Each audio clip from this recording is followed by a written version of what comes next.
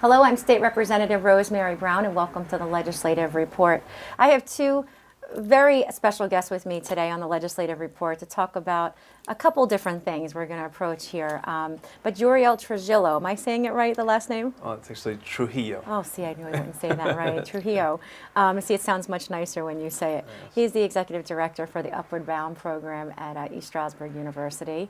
And then we have Ashlee Grennan, who is with the Colonial Academy IU. Thank you very much for being here, both of you, today, to have some educational, really, conversations and discussions, and some things that I'm sort of approaching as a legislator as well, and things that I think could be updated and enhanced, and then some of the efforts that both of you are doing with our students that are really making a difference. So, who wants to go first? We'll do Uriel. Do you want to try first? Absolutely. And I'm a big fan of the Upward Bound program. You've done a great job, and you continue to do a great job. Thank you. And so, first, for people who are watching, what is the Upward Bound program if they haven't heard of it yet? Sure.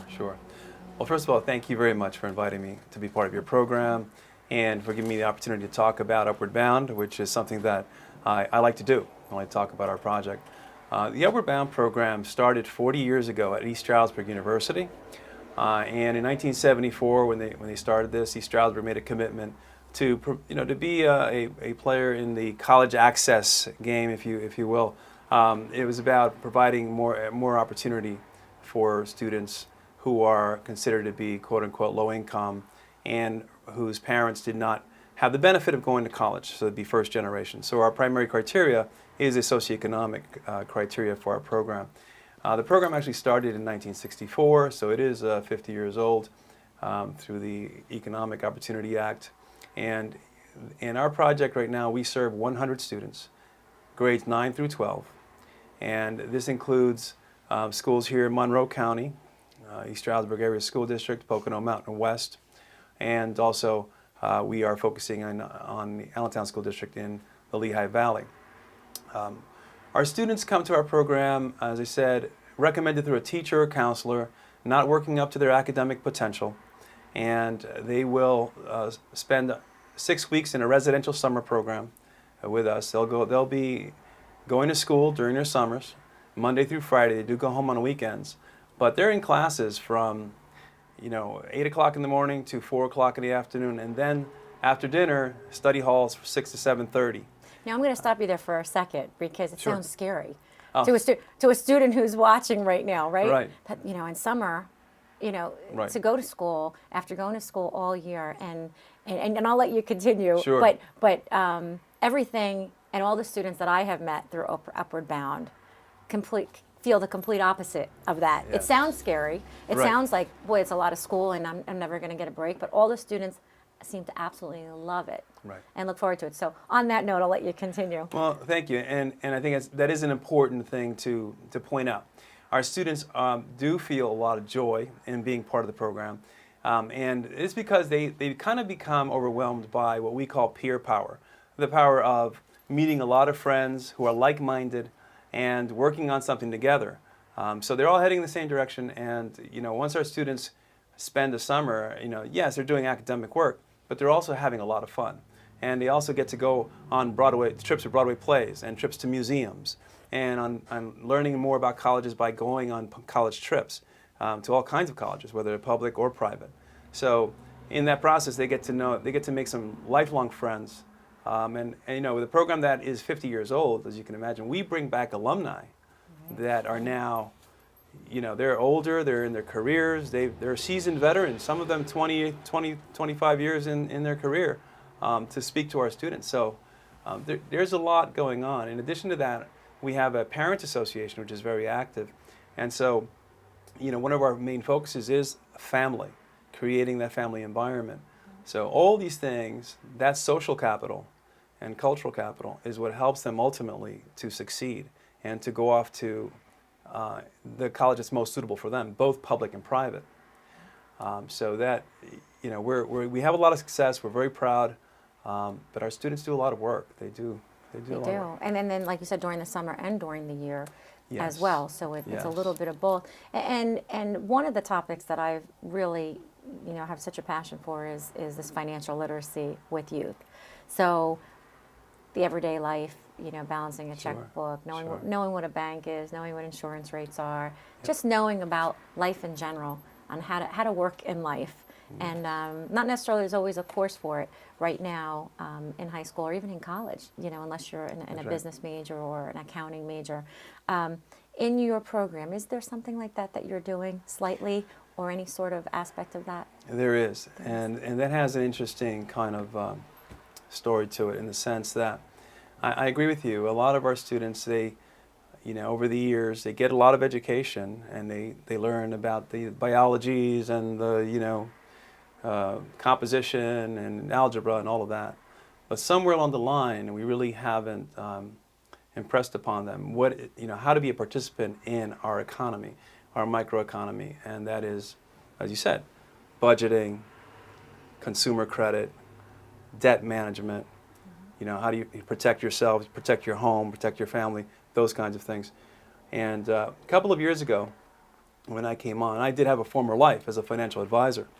And so when I came on board, it was kind of a natural thing. I mean, I was both an educator and a financial advisor. And, I was trained to be kind of, or not only because I was a teacher before, so naturally when I approached financial advising, it was more as an educator, more as a teacher. And when we started our programming, and we did get free literature from the National Endowment for Financial Education, Right. NEFI. And when I saw that they had this website and they have all these opportunities and free literature, I thought, well, this Absolutely. is a no-brainer. And We even use some of that, and as we get with Ashlee, we'll talk to you. Yeah. so we started with that, and ESU also had at that time, an entrepreneurial boot camp that our students participated in, and got to learn about the spirit of the entrepreneur. And I think that's a big part of it. It's about money awareness is a huge part of it. First, and then the other skills that come second to that. it.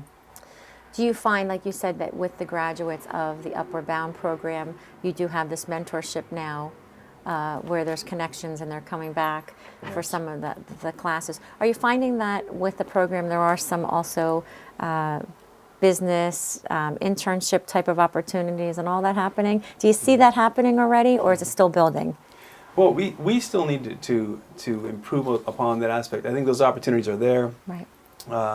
With the emphasis, on business, and I think that we work with certain people in the community to provide those kinds of opportunities. But I think we can do better on that. Students get to learn. I think they're certainly interested in. You talk about Bill Gates. You talk about Warren Buffett and people like that, and those are the kinds of stories that attract anybody. We're a little careful not to dwell on the fact that they didn't graduate from college. Right. Some of these Which big, is right is great. That they were able to right. come It's great they were able to do that. Right. But we believe in having a strong plan B. All right.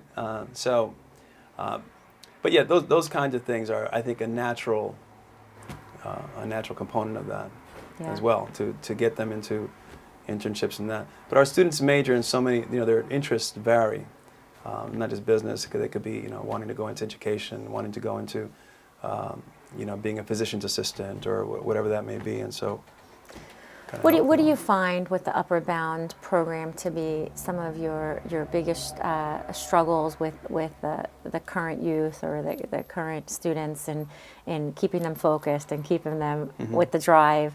I'm sure even though they love the program, they're still teenagers, and they're still 9th through 12th graders, and you still have the normal things in life. What do you find? Do you find that the technology and those type of things have changed the student a little bit and made it difficult for them to focus a little bit more? Sure, what do you feel is the biggest struggle? Well, That's a tough question. Let's start with what let's try to recall back if I can, what it's like to be an adolescent. Right. At that age, and as an adolescent, there's a lot going on in terms of building our identity, our needs to belong to groups, getting involved with peers, and what that might mean. So I think the big distractions are still pretty much the same. Yeah, we can add the technology, we can add the fact that their attention span may have been diminished somewhat. All of our attention span by smartphones and computers. Absolutely. And the way that kind of changes the way we process information. But I do think that the bottom line is an adolescent is an adolescent, and we have a lot of challenges. So I think, and this is why I believe that in our project, that social cultural component is very important, because the peer group. I have had students who feel like they're leading a double life. They'll go to the big high school and they rush to get their books in the locker so that they can go walk around looking like they're really cool, and then they're still part of this other group, which is really a more intellectual, nerdy, geeky kind of group. And I think those are the struggles. How do you accommodate that, and how do you keep any teenager focused? Anybody who's a parent of a teenager, I think, can appreciate that. Yeah. Now, you mentioned quickly, and before we speak to Ashlee a little bit, about how they usually are recommended from a guidance counselor or a teacher. But if a family's interested and a family's watching and they say, I think I might fit that criteria of where, they hadn't been to college themselves and some economic factors, and they'd like to have their child looked at to possibly be in your program from 9th grade to 12th grade. Sure. And they don't have to start at 9th grade. They can start at 10th and 11th, right? They or do can. they have to, right? So if they Yes. happen to miss that time frame where they didn't get them in at 9th grade, they can still come in later, right? Yeah, absolutely. They can still Right. apply in their 10th grade year and 11th year. Now, we're not able to accept seniors because we have to have a period of Right. time when To we're work with them. helping to create that formation. Right. But they can easily just get on the ESU website, esu.edu, and look up Upward Bound program. They can call our offices, and that's, if I can give out the number to our main Go ahead, office, go it's ahead. 570-422-3476. They can even call my office directly, which is 570-422-3509. And ask for an application, knowing, however, that there are the criteria for income and criteria for first generation. So neither parent can have a bachelor's degree, essentially, before they enroll in the program. We are there for them, and we do have this financial education component, which I think, again, It's a great component. is a great component for that, because it has not only been beneficial to the student, but also beneficial in their relationship with the parents. So that's something that I think needs to be explored. Absolutely. But when the kids are looking up, asking questions about money, parents tend to look at them and Say, be wow, all right? ears. they're paying attention, Now they're which paying is a good attention. thing. So- Uriel, thank you very much, and it's a Oh, great thank you. program, Upward Bound. So thank you for all that you're doing with that. Thank you very as much well. for having me here. I Thank really you. appreciate it. And I'm sure you'll probably jump in a little bit here as we have a couple more minutes. But Sure.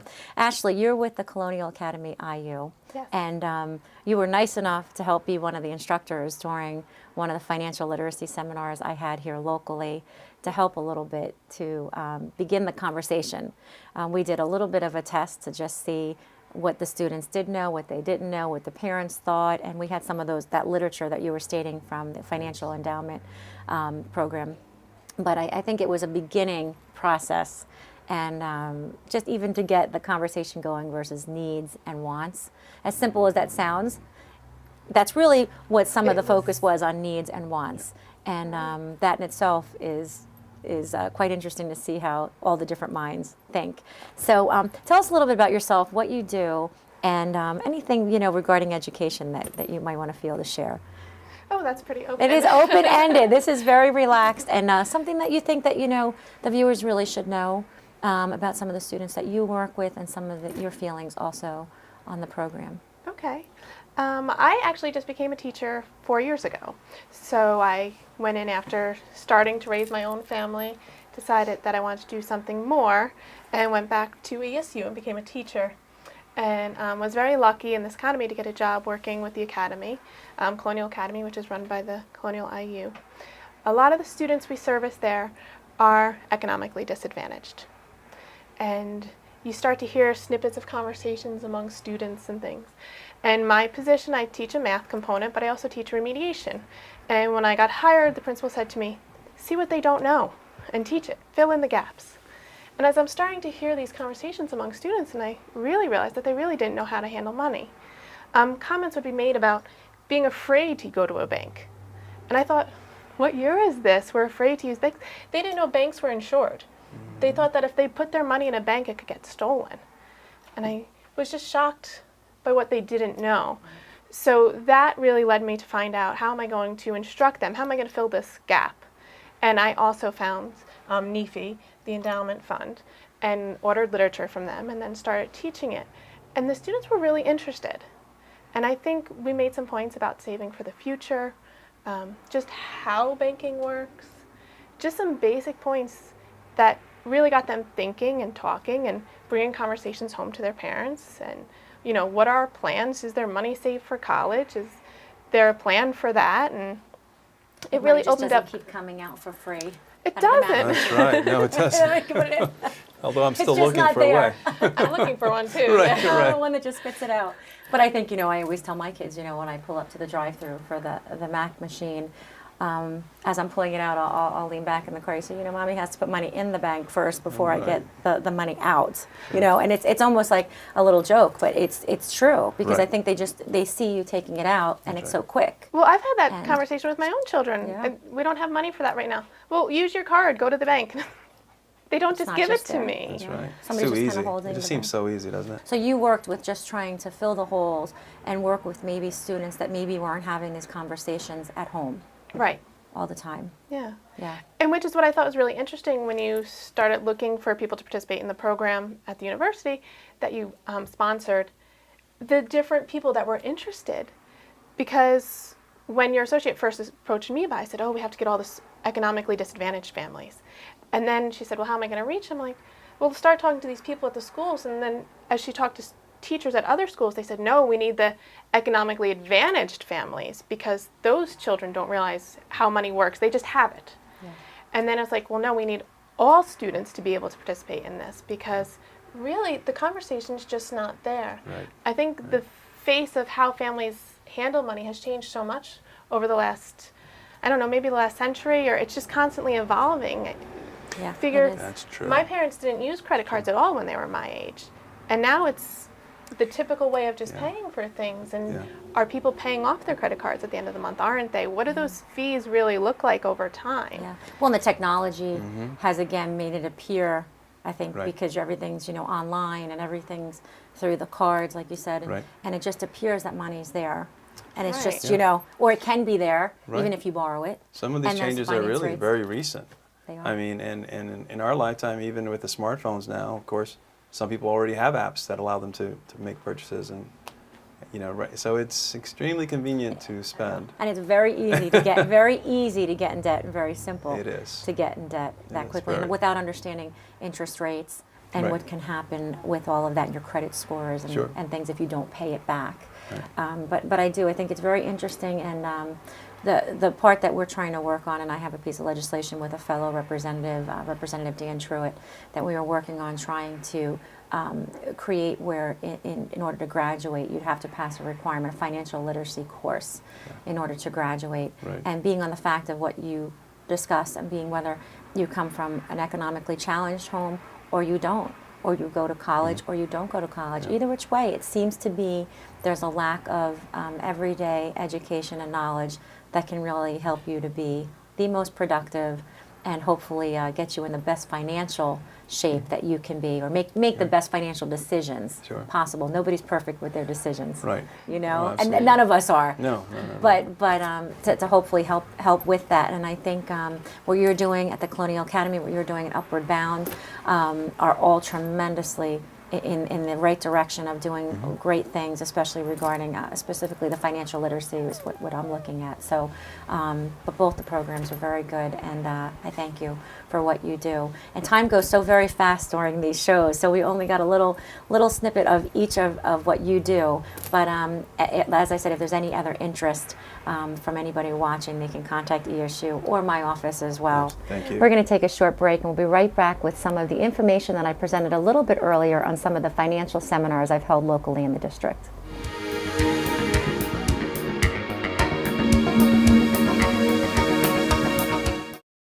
Hello, I'm State Representative Rosemary Brown. And I'm Representative Mike Piper. We'd like to invite area residents to our annual Free Senior Citizens Expo on Thursday, September 4th from 10 a.m. to 2 p.m. in the Dingman Township Fire Hall off Log Tavern Road. We are pleased to announce transportation to the expo will again be provided by the Pike County Transportation and the Area Agency on Aging. You must call to register in advance for the low fare ride. For more information or directions, contact our district offices. We hope to see you there.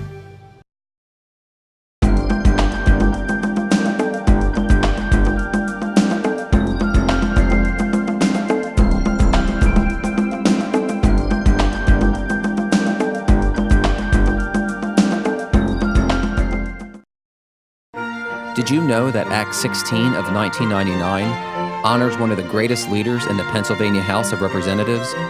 The Matthew J. Ryan Legislative Office Building, once known as the Capitol Annex, is located next to the main Capitol building and honors the late Speaker of the House, Matthew J. Ryan.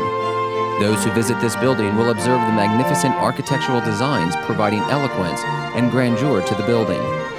Known as one of the greatest members in the history of the Pennsylvania State House, Matthew Ryan started his career in the legislature in 1963 and was elected Speaker in 1981. His charisma and knowledge will forever be reflected in the building now named after this great legislative leader.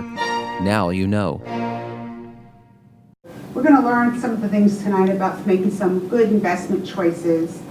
This is a program truly that everyone can benefit from, and many times working in Rosemary's office, we have a lot of constituents who will come in that they're in really deep financial trouble. So we will sit with them to try to see what programs we could get them to avail themselves. And we start to talk about expenses.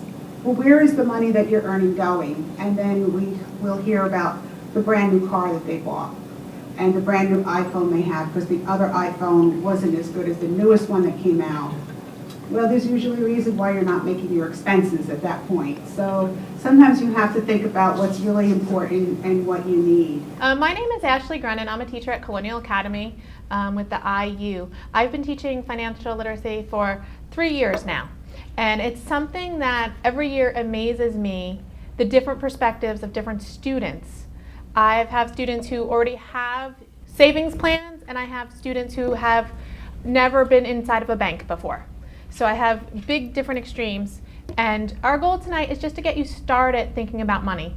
There's a lot to learn about money, and we're only going to just barely bite off the first little piece of it, okay? So when you go home tonight, we're going to give you have lots of resources you're going to take home with you, and you're going to keep looking at those and keep learning more. And if you have any questions at the end of the night, please feel free to ask any of us. We'd be happy to help you. Hi there. My name is Mary Kiernan Antonoli, and I work as a counselor with the Upward Bound program at East Stroudsburg University. And I'm new to teaching financial literacy, so this has been a real education and an eye-opener for me. So I hope that you enjoy yourselves tonight. We do this informally and have a little fun. What's one of your bad habits? Go ahead. Wasting money on junk food and games. Wasting money on junk food and games. All right, Joe, thank you. Naomi. I spend a lot of money on hardcover books. Okay. I heard Ashlee say your house is going to be very full. All right, and you're going to have a lot of boxed to move. Okay. Bettina. Sadly, cigarettes. Cigarettes, okay. Very expensive, as we know. Apps on phones, okay. All right, thank you for sharing those. If you had $100 cash today, what would you do with it? I'm gonna buy snacks. You're going to buy snacks? All different kinds of snacks though, like chips, cookies, juice. All right. Okay, sounds good. I'm gonna go shopping. Shopping, okay, good. Are you a good value shopper? Yes, I am. All right, I like to hear that. Now, one of the things that we find is that we all have very different habits. And some of us like to spend our money on food, some on travel, some on clothes, all right, some on apps. So we have to look at what is it that we're spending our money on, all right? Today, we're gonna look at what are the influences that cause you to spend your money. Then we're gonna write a personal money motto so that we have an idea for ourselves, just like if you think of the brand name companies, almost all of them have a slogan. We're going to try to get you a slogan. And then we're going to try to create spending plans. We're going to give you some scenarios and then have you look at those spending plans, okay? By the end of this, you will have a better understanding of money, of how to spend it, and what you will be doing with it. How to save it. We're going to talk a little bit about what are your spending habits. One of my spending habits that I think I've finally broken. For years I was a stay-at-home mom and our budget was really tight, so I didn't have any money to go out and buy the things I wanted.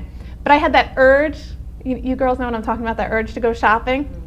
But I didn't want to spend a lot of money, so I would rationalize, if I went to the dollar store, I wouldn't spend a lot of money, but I would still get like that shopping fix. And I would leave the dollar store with 2 big bags and $30 in dollar store stuff. And I'm like, what did I do? And I would go home and my husband would be like, what'd you spend? $30? He's like, that would have been a really nice, shirt, a sweatshirt. You could have gotten something you really wanted for $30 and you just spent it at the dollar store. But sometimes we just have these ideas in our heads that, well, it's only $1, so it's okay. But all those dollars we spend throughout the year do add up. So we want you to think about, is this a sensible or unwise habit? And why? Shopping at the dollar store was a very unwise habit. It was really just wasting money. How much does the habit cost you? Over time, add up how much it cost you. If I went to the dollar store once a month, that's like $360 a year I wasted. What else could the money be used for? $360? That's a trip into Manhattan. That's a really nice outfit. That's like boots and everything. Nice outfit, yeah. And accessories, yeah. And just think about, when have you wasted money? All those times I went to the dollar store, I really wasted some money. So just kind of think about, what are your spendster habits? And can you break those habits? Is it something that you've ever thought about, am I wasting money? All right, so it's just something a little bit for you to think about. During tonight's activities, we're going to follow basically 2 students, Michael and Selena will come up a couple times. Michael has some spending habits. He buys fast food after school every day. What do you guys think? Thumbs up, thumbs down, positive or negative? Yeah, that's kind of negative. He pays his bills as soon as he gets them. Thumbs up or thumbs down? Yeah, that's a positive spending habit. Does anybody know why it's important to pay bills right away? So you don't be in debt. Well, Your credit won't get jacked up. right, yeah. The more important thing is your credit rating. Yes, that's important. And also because of fines that they'll attach to your bills if they're not paid on time. Okay, Michael also has a habit of buying a couple DVDs with each paycheck. Good habit, bad habit? Thumbs up, thumbs down? Buying DVDs can be really expensive. So, is it better to buy a DVD or rent it? Rent it. If you rented it and you love it and you want to have it forever, go out and buy it then. But do that preview rental so you'll see if it's something you want to keep forever. How many of you have DVDs at home that you're never going to look at again? Yeah, me too. Regularly verify my account activity. That's definitely a thumbs up. Everybody give that one a thumbs up. How many people in here have a debit card? A couple of you. How easy is it to swipe that card? It is super easy, isn't it? I want some gum, swipe. I want my DVD, swipe. I want those shoes, swipe. If you go online and just double check and make sure that you know what your balance is regularly, it'll keep you from swiping one time too many. Same thing, if you swipe and the money's not there, they're going to hit you with a hefty fee. So checking your account regularly and making sure you know how much is in there is really a good spending habit.